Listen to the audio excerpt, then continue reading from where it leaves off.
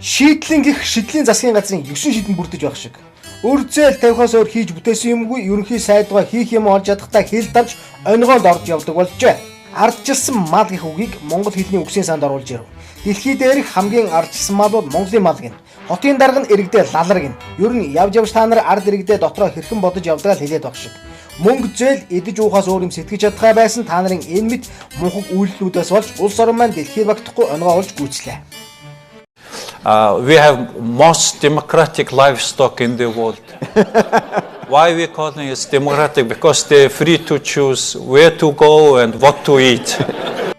Монголд хүн болж төрснөөс ардчилсан мал болж төрсөн дээр гэх үгч үгсийн санд байраа эзэлж байна. Зарим нь бүр мал гэдэг нам байгуулнаа яадаг ингэж та нараар тухуурхаж байна.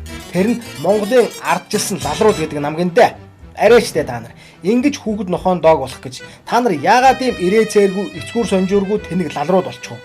Аль эсвэл ардчилсан нам тэр жигтэй эдэж ууж бэлчит тэнхээс өөр юмгүй малнууд болов уу? Хэрвээ тийм бол тэрнийг л хэл. Монголын ард түмэн гэдэг бол гэрээс гараад нэрээ боддог, гэртээ ороод үгээ боддог. Тийм л соёлтой хүмүүжлэлтэй ард түмэн юм.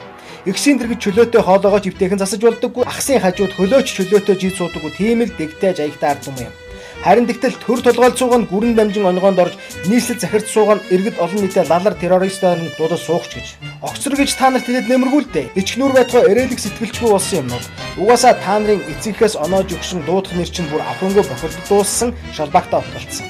Ардчилсан малнууд та нар харин удахгүй яваадаг нь харин Монгол улс үлдэн Монгол төр оршдгороо оршино. Монгол төрийн нэр нүр Монгол үндэстний нэр нүрийг дэлхийд дахинд бүү бузарлагтун.